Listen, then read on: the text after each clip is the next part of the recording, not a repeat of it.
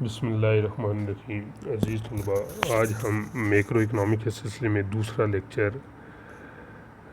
Discuss کریں گے۔ جس طریقے سے فہرست میں آپ کے سامنے کلیاتی معاشیات کے 10 چیپٹر ہیں، اس میں ہم پہلے کلیاتی معاشیات کے بارے میں پڑھیں گے اور پھر اس کے بعد باقی جو چیپٹر ہیں ان کو سمجھنے میں آپ کے لیے بہت آسانی ہو جائے گی۔ تو کلیاتی معاشیات سے کیا مراد ہے اور اس کی اہمیت کیا ہے اور اس کے خد و خال کیا ہیں۔ سب سے پہلے یہ کلیاتی معاشیات کا مفہوم، اس کو ڈیفائن کرنا ہے آپ نے کہ واٹ از میکرو اکنامکس۔ جس طریقے سے آپ نے 3rd ایئر میں مائکرو اکنامکس کے بارے میں پڑھا ہوا تھا کہ micro economics is the microscopical study of the whole economy. In micro economics we study about prices, consumer behaviour, firm behaviour, monopolistic competitions and distribution of income. وہاں پر ہم نے مائکرو اکنامکس میں جو 3rd ایئر میں تھا کہ consumer کا جو جائزہ لیا تھا انڈیویجول طور پر۔ اب میکرو اکنامکس اس کے برعکس، یعنی macro economics is the overall study of the whole economy. In macro economics we study about the, جہاں پر یہ چیپٹرز لکھی ہوئی ہیں نا کہ آپ سمپل یہ کہہ دیں، اگر آپ کو فنگر ٹپس پہ یاد ہوں کہ میکرو اکنامکس کسی معیشت کا کلی طور پر جائزہ، یا ہم کسی معیشت کا مکمل طور پر جو جائزہ لیں گے اس کو ہم کلیاتی معاشیات یا میکرو اکنامکس۔ اور میکرو اکنامکس میں ہم ڈسکس کریں گے قومی آمدنی، کلاسیکل نظریہ مکمل روزگار، کینیزین کا عمومی نظریہ روزگار، کینیزین اکنامکس، قومی آمدنی میں اتار چڑھاؤ، مالیاتی اور زرعی پالیسی، اشیاء اور زر کی منڈیوں کا توازن اور بین الاقوامی تجارت وغیرہ۔ اگر آپ نے یہ پوائنٹ لکھ دیے تو اٹ مینز یہ ڈیفینیشن بن جائے گی کس کی؟ میکرو اکنامکس کی، کہ میکرو اکنامکس یا کلیاتی معاشیات سے مراد ایک ایسی معیشت جس میں کسی معیشت کا کلی طور پر جائزہ لیتے ہیں۔ عزیز طلباء، یہ جو کوشچن 2015 میں آیا ہوا تھا کچھ اس قسم کا تھا کہ کلیاتی معاشیات کی تعریف کیجیے اور کلیاتی معاشیات کے بڑے بڑے مسائل کیا ہیں۔ ڈیفینیشن جو ابھی میں نے آپ کے سامنے پیش کی، یہ سم ٹائم 5 نمبر سے لے کر 7 نمبر تک آ جاتی ہے۔ اب ہم چلتے ہیں اس کوشچن کے دوسرے حصے کی طرف، یعنی کلیاتی معاشیات کے بڑے بڑے مسائل کیا ہیں، یا یہ کوشچن اس طریقے سے آ سکتا ہے کہ دنیا کو پیش بڑے بڑے جو مسائل ہیں وہ کیا ہیں، یا میکرو اکنامکس یا کلیاتی معاشیات کے بڑے بڑے مسائل آپ اپنے لفظوں میں بیان کیجیے۔ تو سب سے پہلے آپ نے یہ بتانا ہے کہ چاہے کوئی بھی معیشت ہو، ڈیولپنگ، ڈیولپڈ یا انڈر ڈیولپنگ، ہر معیشت اور ہر ملک کو یہ 3 مسائل کا سامنا کرنا پڑتا ہے۔ Number 1، in employment, the problem of in employment, the problem of inflation and the problem of economic growth. تو جس طریقے سے ہم ڈسکس کرتے ہیں کہ بے روزگاری کا مسئلہ کیا ہے، کلاسیکل ماہرین جنہیں کلیاتی معاشیات کا بانی تصور کیا جاتا ہے، ٹھیک ہے جی، یعنی وہ ہر وقت کسی معیشت کے مکمل روزگار پر یقین رکھتے تھے۔ ان کی نزدیک معیشت میں ہر وقت مکمل روزگار ہے، کبھی بھی بیش پیداواری نہیں ہوتی، اور جو شخص روزگار حاصل کرنا چاہے ان کو روزگار حاصل ہوتا ہے۔ جس طریقے سے میں نے پہلے بھی آپ کو بتایا تھا کہ اکنامکس کی ایویلیویشن جس وقت ہم بابائے معیشت دان آڈم سمتھ کو کہتے ہیں، 1776 میں انہوں نے ایک جو بک لکھی تھی ویلتھ آف نیشن، اقوام دولت، اس کے بعد کلاسیکل معیشت دانوں کا دور شروع ہو جاتا ہے۔ اور کلاسیکل معیشت دانوں کا جو یہ دور ہے یہ 1930 تک بہت زیادہ عام تھا، لیکن جو کلاسیکل معیشت دان ہیں ان کے کچھ اصول تھے یا کچھ وہ ازمپشن کا سہارا لے کر اپنی تھیوریز پیش کرتے تھے۔ ان میں پہلی تھیوری یہ تھی کہ جو کلاسیکل ماہرین ہیں وہ اپنے مکمل روزگار کو اشیاء کی منڈی میں، محنت کی منڈی میں، زر کی منڈی میں اور قرضے کی منڈی کی توسط سے پیش کرتے تھے۔ ان کے مطابق منڈیاتی قوتیں جس طرح کام کرتی ہیں جو کہ خود بخود مکمل روزگار کے حالات پیدا ہو جاتے ہیں، لیکن مکمل روزگار کا خیالی جنت میں ہمیشہ ہمیشہ برقرار نہ رہ سکی، کیونکہ خود 1930 کا جو ڈپریشن آیا اس کے بعد یہ کساد بازاری پوری دنیا میں پھیل گئی، جس میں دیکھا گیا کہ لندن، نیو یارک اور یورپ کے بعض ممالک میں لاکھوں لوگ بھوک اور افلاس کا شکار ہو گئے، جس کی وجہ سے وہ روزگار کی خاطر مارے مارے پھرتے تھے اور ان کو روزگار نہیں ملتا تھا۔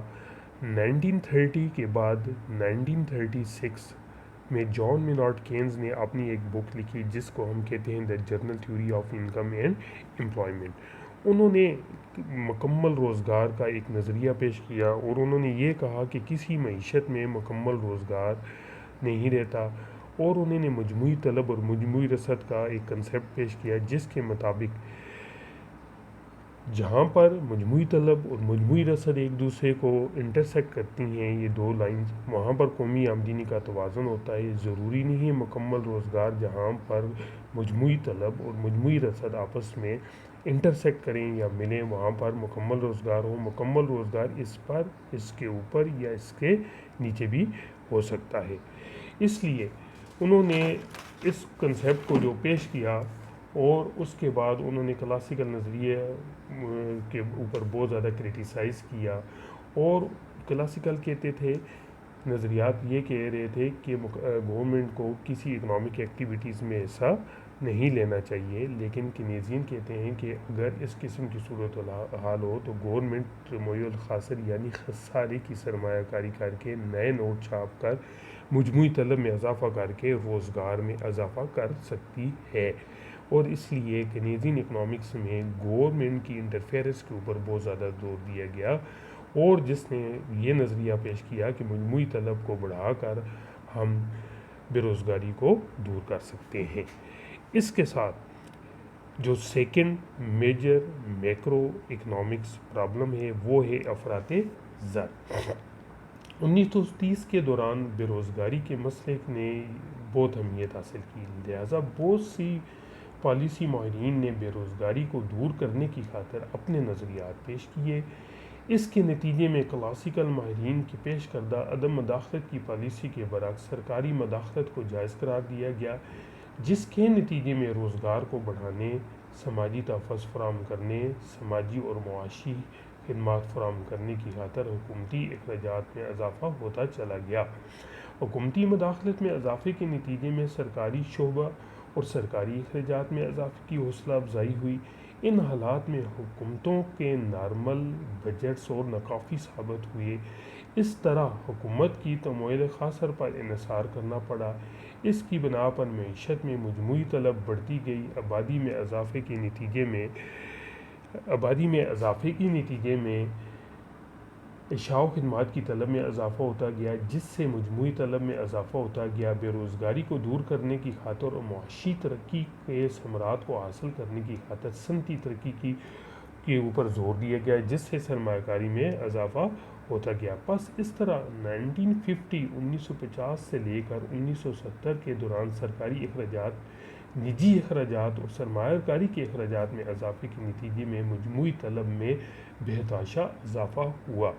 عزیز طلبہ، سمپل آپ یہ جو ٹاپک میں نے آپ کے سامنے ڈسکس کیا افراط زر کا مسئلہ، تو کینیزین اکنامکس کے بعد 1950 to 1917 تک ایک ایسا دور ہوا جس میں مجموعی طلب مجموعی رسد سے بڑھ گئی۔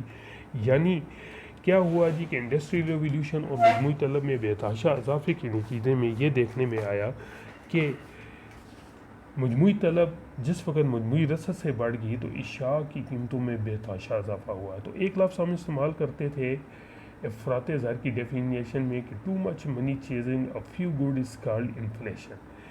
انفلیشن ایک پروسیس ہے جس میں بہت ساری اشیاء و خدمات کی قیمتوں میں مسلسل اضافہ ہوتا ہے۔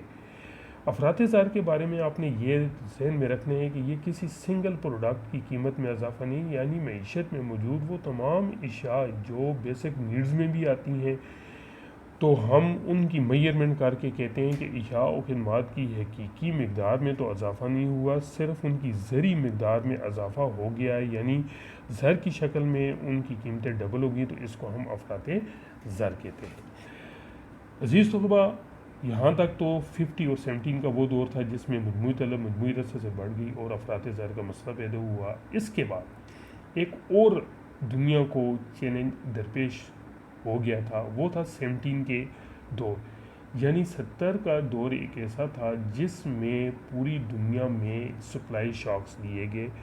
سپلائی شاکس یہ تھے کہ اوپیک ایک ادارہ ہے، کوارٹل ہے، جیسے ہم کہتے ہیں آئل پروڈیوسنگ ایکسپورٹنگ کنٹری، انہوں نے تیل کی قیمتوں میں بے تحاشا اضافہ کر دیا۔ 17 کا یہ وہ دور تھا جس میں یورپ میں انڈسٹریل ریولیوشن آیا ہوا تھا۔ انڈسٹریل ریولیوشن آنے کی وجہ سے پوری دنیا تیل کے اوپر بہت زیادہ انحصار کر رہی تھی۔ جس وقت عرب کے ان ممالک نے یعنی اوپیک کی تنظیم نے اپنی تیل کی پیداوار کو کم کر کے ان کی قیمت کو بڑھایا، تو دنیا میں ایک نیا چیلنج درپیش ہوا جس میں ایگریگیٹ سپلائی ایگریگیٹ ڈیمانڈ سے بڑھ گئی اور پوری دنیا میں ایک اور افراط زر آیا جسے ہم سپلائی شاکس کہتے ہیں، یعنی رسد کے جھٹکے۔ اس میں نہ صرف قیمتیں بڑھیں بلکہ لوگ بے روزگار ہوئے۔ قیمتیں اور لوگ بے روزگار جس وقت ہو گئے تو اس کو ہم سلم فلیشن، سٹیک فلیشن یا رکودی افراط زر کا بھی کہتے ہیں۔ 17 کے بعد اور اب سے لے کر جس وقت دنیا میں ایک اور قسم کا افراط زر ہوا، اور وہ یہ تھا کہ آج بھی دنیا میں بڑھتی ہوئی قیمتوں اور بڑھتی ہوئی بے روزگاری کا مشاہدہ کیا جا رہا ہے۔ اس دوران معاشی لٹریچر میں ایک تلخ حقیقت کا مشاہدہ کیا گیا جسے ہم خط فلپس کا نام دیتے ہیں۔ یہ ایک ایسا خط ہے جو افراط زر اور بے روزگاری میں چناؤ کو ظاہر کرتا ہے۔ اس کا مطلب یہ ہے کہ اگر کسی معیشت میں بے روزگاری کی سطح کو کم کرنا چاہتے ہیں تو اسے افراط زر کو قبول کرنا پڑے گا۔ چنانچہ ہمیں یہ علم ہوتا ہے کہ آج کل کے دور میں بہت سی کلیاتی معاشیات کا تعلق بے روزگاری اور افراط زر کے مسائل سے ہے۔ ان مسائل کو دور کرنے کی خاطر یا معاشی استحکام کی خاطر زرعی اور مالیاتی پالیسی کا جواز پیش کیا جاتا ہے۔ یہ تمام پالیسیاں کلیاتی معاشیات کے مطالعے سے ہمارے علم میں آتی ہیں۔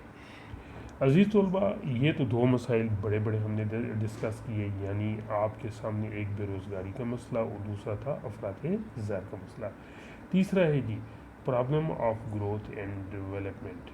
50 کی دہائی کے آخر اور 60 کی دہائی کے شروع میں معاشی ترقی کے مسئلے نے بہت اہمیت حاصل کی۔ اس کا مطلب یہ ہوا کہ دنیا کے غریب اور کم ترقی یافتہ ممالک اپنی کل اور فیکس حقیقی آمدنیوں میں جلد اضافہ کرنا چاہتے تھے، جبکہ ترقی یافتہ ممالک آبادی اور سرمایہ اور ٹیکنالوجی میں اضافے کی موجودگی میں قومی آمدنی اور فیکس آمدنی میں ہونے والے اضافے کو برقرار رکھنا چاہتے تھے۔ اس کا مطلب یہ ہوا کہ ترقی یافتہ ممالک کی یہ بات بہت اہم ہے کہ وہ افراط زر اور تفریط زر کے بغیر اپنے معاشی نشو و نما کی سطح کو برقرار رکھنا چاہتے ہیں۔ اس مقصد کے لیے سرمایہ کاری میں ایک خاص تناسب سے اضافہ کرنا ہوگا، جس کے نتیجے میں آبادی میں اضافہ، پیداوار میں اضافہ، سرمایہ کاری میں اضافہ آپس میں برابر ہو جائیں۔ چنانچہ اس بات کو بیان کرنے کی خاطر پوسٹ کینیڈین ماہرین معاشیات نے ترقیاتی ماڈل پیش کیے، جیسے Harrod Domar model, Solow Swan model, Kaldor model, Mrs Robinson model, کینیڈین کا جدید معاشی ترقی کا ماڈل۔ لہٰذا آج کل کے دور میں کلیاتی معاشیات میں معاشی ترقی کے مسائل سے تعلق رکھتی ہے، اور معاشی ترقی ایک ایسی صورتحال کی ترجمانی کرتی ہے جو مکمل روزگار سے بہت اوپر ہے، اور یہ بتایا جاتا ہے کہ مکمل روزگار معاشی ترقی ہم معنی نہیں ہے۔ جیسے مکمل روزگار موجودہ وسائل کی موجودگی میں روزگار اور پیداوار کو زیادہ سے زیادہ دور کرنے سے تعلق رکھتا ہے، جبکہ معاشی ترقی پیداوار میں ہونے والے اس متوقع اضافے کی عکاسی کرتی ہے جو کہ سرمایہ، افرادی قوت، قدرتی وسائل، ٹیکنالوجی میں تبدیلی کی بنیاد پر ممکن ہو سکتا ہے۔ اس طرح مکمل روزگار معیشت کی موجودہ پیداواری گنجائش کی، جبکہ معاشی ترقی معیشت کے متوقع پیداواری گنجائش کی عکاسی کرتی ہے۔ لہٰذا معاشی ترقی کو جاننے کے لیے کلیاتی معاشیات کا مطالعہ بہت ہی ضروری ہے۔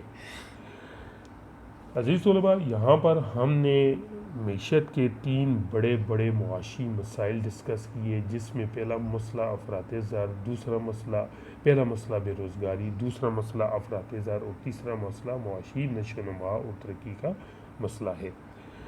یہ 3 میجر میکرو اکنامکس پرابلم یا کلیاتی معاشیات کے بڑے بڑے مسائل ہیں۔